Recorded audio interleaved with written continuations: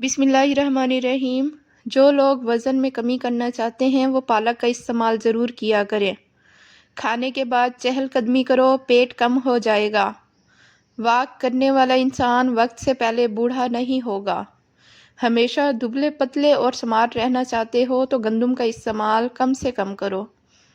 گھر بڑا ہو یا چھوٹا ہو، مٹھاس نہ ہو تو انسان تو کیا چونٹیاں بھی نہیں آتی۔ رات کے وقت میٹھا کھانے سے نیند میں خلل پیدا ہوگا اور موٹاپے کا باعث بھی بنتا ہے۔ ہمیشہ اچھی اور بہترین زندگی گزارنے کے لیے ہمیشہ صدقہ دیتے رہا کرو۔ صبح کی نیند انسان کے ارادوں کو کمزور کر دیتی ہے۔ منزل کو حاصل کرنے والے دیر تک سویا نہیں کرتے۔ مستقل رہنے والی شدید کھانسی پھیپھڑوں کے کینسر کی نشانی ہو سکتی ہے۔ نیم گرم پانی کے 3 گھونٹ بھر کر سو جاؤ، اس سے تھکاوٹ دور ہو جائے گی۔ کمر کا درد نہ جا رہا ہو تو مچھلی کے تیل سے کمر کی مالش کرنے سے کمر کا درد ختم ہو جائے گا۔ بھینس کے دودھ کے اوپر والی جھاگ چہرے پر لگاؤ، چہرہ سفید چمکتا نظر آئے گا۔ جن کو بھوک نہ لگنے کا مسئلہ ہو وہ کچا امرود کھا لیں، بھوک لگنا شروع ہو جائے گی۔ لونگ پر نمک لگا کر چوس لینے سے چھینکیں آنا بند ہو جائیں گی۔ گنے کے رس میں لیموں شامل کر کے پی لینے سے چہرہ جوان نظر آئے گا۔ اگر آپ کا پیٹ بڑھنے لگے تو روزانہ نہار منہ 5 منٹ ایک پاؤں پر کھڑے رہیں، اس سے موٹاپا کم ہو جاتا ہے۔ زیتون کے تیل سے گردن کی مالش کرنے سے ریڑھ کی ہڈی کو طاقت ملتی ہے۔ کھانے کے بعد مسواک ضرور کیا کرو، اس سے بدہضمی کا مسئلہ نہیں ہوگا۔ جو عورتیں اپنی غذا میں دودھ دہی کا استعمال زیادہ کرتی ہیں وہ جلدی بوڑھی نہیں ہوتی۔ دال والا سالن کھا کر دودھ پینے سے پیٹ کی بیماریاں جنم لیتی ہیں۔ چہرے پر پھٹکڑی ملنے سے غیر ضروری بالوں کا خاتمہ ہو جاتا ہے۔ دیسی گھی گرم کر کے چاٹنے سے جسم کا درد اور سوزش دور ہو جاتی ہے۔ جو کا دلیا بنا کر کھانے سے بانجھ پن کی بیماری دور ہو جاتی ہے۔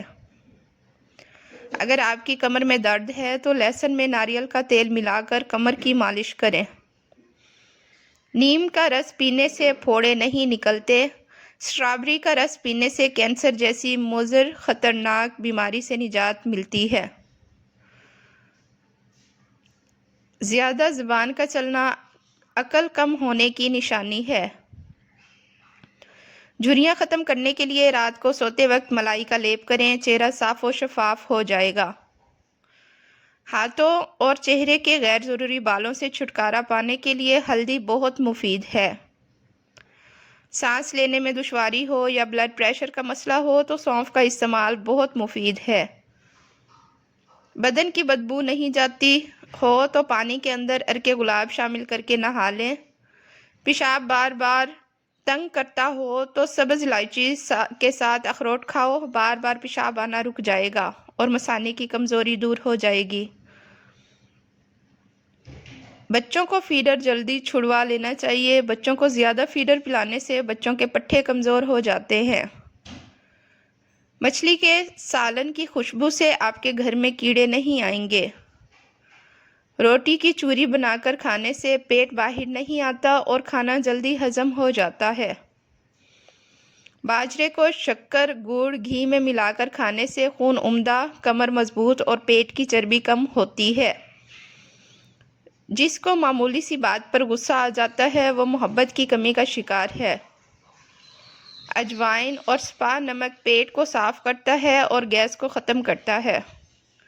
پرانے اچار کے تیل سے سر پر مالش کرنے سے بال گرنا رک جاتے ہیں۔ اگر گردے کمزور ہونے لگیں تو بیسن کھائیں، گردے طاقتور ہو جائیں گے۔ گھر سے نکلتے وقت اور داخل ہوتے وقت بسم اللہ پڑھ لیا کرو۔ آپ کا گھر ہر قسم کی آفتوں سے محفوظ رہے گا۔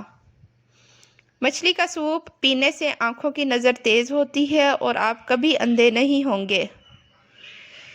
یہ چیزیں آپ کو پریشان اور بیمار کرتی ہیں: زیادہ سونا، زیادہ کھانا، زیادہ گفتگو کرنا۔ اکثر ذہین لوگوں کی لکھائی خراب ہوتی ہے کیونکہ ان کا دماغ ہاتھوں سے زیادہ کام کرتا ہے۔ روٹی کے درمیان پانی پینے والے لوگ کبھی بوڑھے نہیں ہوتے۔ ہاتھوں کی رنگت گوری کرنے کے لیے چینی اور لیموں کا عرق ملا کر لگایا جائے، ہاتھ نرم اور سفید بھی ہو جائیں گے۔ رات کو باوضو ہو کر سونے سے جنات حملہ نہیں کرتے۔ رات کو باوضو ہو کر سونے سے عمر میں اضافہ ہوتا ہے۔ جہاں تازہ پودینہ پڑا ہو وہاں مکھیاں نہیں آتی، لہٰذا کچن میں پودینہ کھلا رکھا رہنے دیں۔ اگر کمر کا درد ہو، کام نہ ہو پاتا ہو تو صبح دودھ میں ساگودانہ بنا کر کھایا کریں۔ کھٹی چیزوں کا رس بالوں میں لگانے سے بالوں میں چمک آ جاتی ہے۔ نہانے کے دوران پیشاب کا آ جانا مثانے اور معدے میں گرمی کی علامت ہے۔ نیم کے پتوں کو تلوں پر مسل دینے سے شوگر جیسی بیماری دور ہو جائے گی۔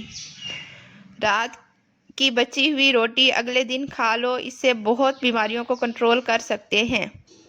اگر دماغ کو صحت مند رکھنا چاہتے ہیں تو گھر میں پالتو جانور پالنا ضروری ہے۔ کپڑے والے صابن پر لیموں کا رس لگا کر دھوئیں، کپڑے جلدی چمک جائیں گے۔ آنکھوں کی سوجن ختم نہیں ہوتی تو آنکھوں کے ارد گرد روئی کو ٹھنڈے پانی میں بھگو کر لگائیں، سوجن ختم ہو جائے گی۔ جب سگریٹ کی خواہش بڑھ جائے تو آدھا چمچ سونف منہ میں ڈالیں اور چباتے رہیں۔ دہی بڑے بناتے وقت بڑے بنانے کے بیٹر میں 2 چمچ دہی ڈال کر اچھی طرح ملا کر اس مکسچر کو تیل میں تلا جائے اور پھر دہی بڑے بنائے جائیں تو دہی بڑے نرم اور مزیدار بنتے ہیں۔ سموسے افطاری سے کچھ دیر پہلے سے تل کر رکھ دیے جائیں تو نرم اور مرجھا سے جاتے ہیں، جس سے ان کا ذائقہ اچھا نہیں رہتا۔ رول سموسے کو خستہ رکھنے کے لیے تلنے کے بعد اس پر تھوڑا سا بیسن چھڑک دیں۔ افطاری کی اشیاء تلتے وقت کم تیل جذب ہو، اس کے لیے جب بھی آپ رول سموسے پکوڑے تلیں تو سب سے پہلے کڑھائی میں تیل ڈالیں اور آدھا چمچ لیموں کا رس ڈال دیں، پھر افطاری کا سامان تلیں، تیل کم جذب ہوگا۔ ماہرین صحت کے مطابق افطاری میں ہمیشہ اعتدال سے کام لے کر کھانا چاہیے۔ چربی اور چینی سے بنی جانے والی اشیاء سے پرہیز کریں یا کم کھائیں کہ یہ اشیاء میٹابولزم پر منفی اثرات مرتب کرتی ہیں، جس کی وجہ سے سر درد، تھکاوٹ اور بدہضمی ہو جاتی ہے۔